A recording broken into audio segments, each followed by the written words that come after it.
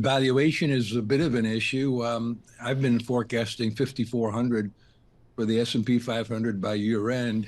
My concern is we might get there by mid-year or earlier. I'm forecasting 6,000 for next year, and I'm concerned we might get there by year end. So I'd like to have a nice leisurely bull market here, not something like we had in the late Yeah. 1990s. A guy at Yale, where you got your parchment, I think his name was Schiller, used to talk a lot Yep. about exuberance that was out there. What is the character of our exuberance within the Right. Yardeni and Campora bull market? Well, I think we can look back to the 1990s as a possible model for the environment we're in. If that's the case, then the next question is, are we in 1999 or are we in something somewhat earlier? I think at this point, we're more like 1996. Remember December 5th, 1996, when Alan Greenspan had that famous speech in which he did a Hamlet on us, and he said, how do we know if the market's irrationally exuberant? And I think we're at that point now where everybody seems to be asking, is it rational exuberance or irrational exuberance? So, Ed, when you look at the elements within the market, what looks most rational? What looks most irrational? Well, the valuation multiple on anything related to artificial intelligence certainly is very high. The so-called Magnificent Seven, their multiple has been very high. They're becoming more rational, actually, because some of the Magnificent Seven aren't so magnificent anymore. We've seen Apple underperform. We've seen Tesla underperform. So it's a healthy thing to see that the market isn't just willy-nilly going across the board and marking up these these mega stocks, these Magnificent Seven. I think clearly outside of the stock market, Bitcoin has had a heck of a move. I think it's having a heck of a move down this morning, but there's certainly Right. signs of speculative excesses. Ed Yardeni is an edge of fossil like me. Do you believe that there's an underlying under Bitcoin? Is it an actual tangible investment? Well, this will probably get a lot of people mad at me, but I mean well, and that is I view I view Bitcoin as digital tulips.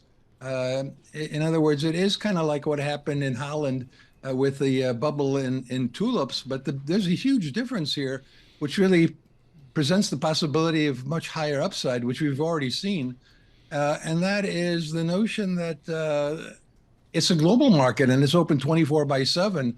And we're talking about tens of thousands, hundreds of thousands, millions of people playing in the Bitcoin marketplace. So Yeah. I have no idea how high it could go. I have no idea how low it can go. I'm an old-fashioned guy like you are. I need earnings. I need coupons. I need something I can value. I need rents, something I can value, and I don't have that with Bitcoin.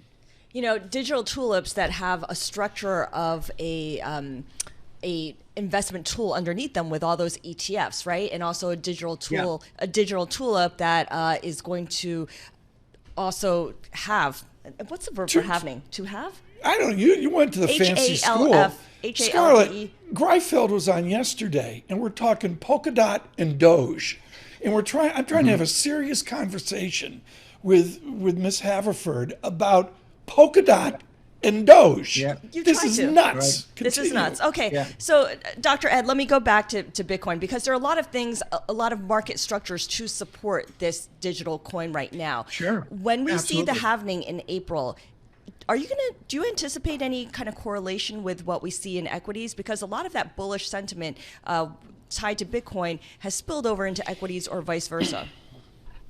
Well, I think you're right. And I think where Bitcoin's enthusiasm has spilled over is clearly into gold. I mean, gold was kind of sitting there doing nothing. And then all of a sudden, maybe Right. some of the Bitcoin enthusiasts concluded that they haven't owned enough of it and it's too expensive and they want to look for other areas to diversify.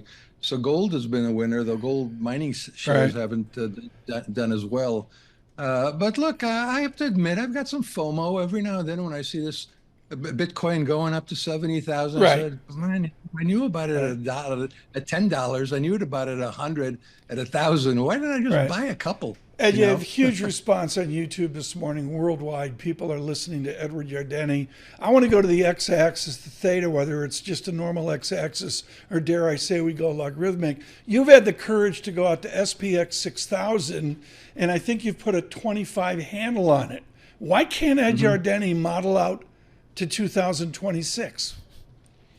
Oh, actually, I have already. I'm glad you asked me because just recently we're talking about 6,500.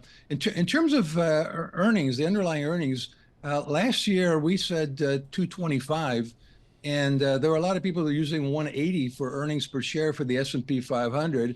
And we came awfully close. $222 is what the S&P 500 earned last year. This year, we also have bullish outlook for earnings, 250. And then the year after that, in other words, 2025, we're talking about 270 and then $300 a share for 226. And we think that will accommodate 6,500 on the S&P 500 by 2026.